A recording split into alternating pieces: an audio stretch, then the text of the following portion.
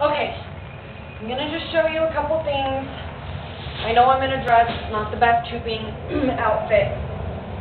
I need music to help me have a little beat, so I hope you can hear me. Don't mind the glasses, cotton's flying, and gives me horrible allergies. I'm using my Poly Pro, which is my best hoop. It is light. It actually has gaffer tape on it, but a lot of Poly Pros are just plain white and sanded. So in any event, I guess the first thing I should show is when you're learning to do something like this, the best thing you need to learn is to keep your hand like this, because your hoop will spin around right here, and your thumb is what helps keep your hoop where it needs to go. If your hoop starts to go down, your thumb can be the thing that flings it back around. Your thumb is a big deal. The first thing after you learn waist hooping, learn how to spin.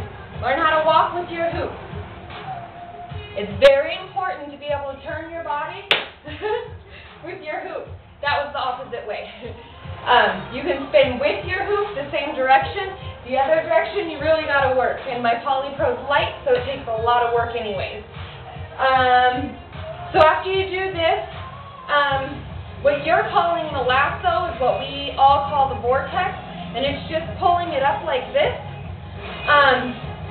When you do what you are calling the actual vortex, is after you pull it up and it's going up here, you're going to take your left hand and stick it in like a prayer position to where they're the same, and it's rocking around on your thumb like that, and you're going to pull your right hand out, and it's going to be your left hand that brings your hoop back down, so that when you're doing it fast, it looks like this.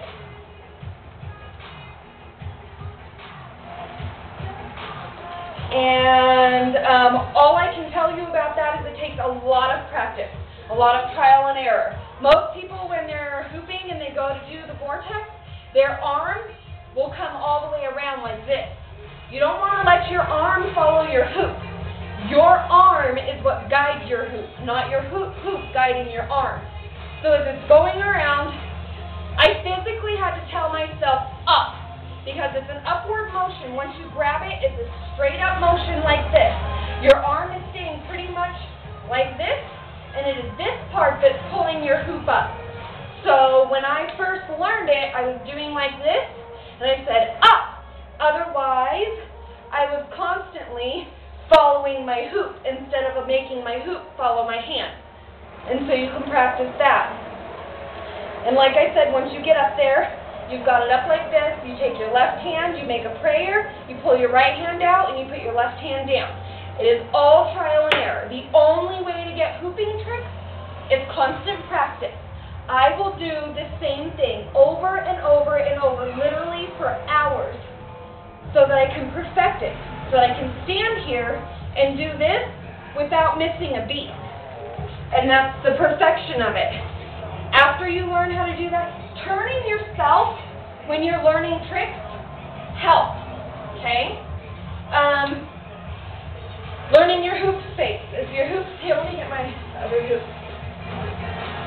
This one's just a bit bigger, it goes a little bit slower. When you're waist hooping, your hoop is going to come, I hoop to the left. So if I'm this way, my hoop goes around this way, okay? You have to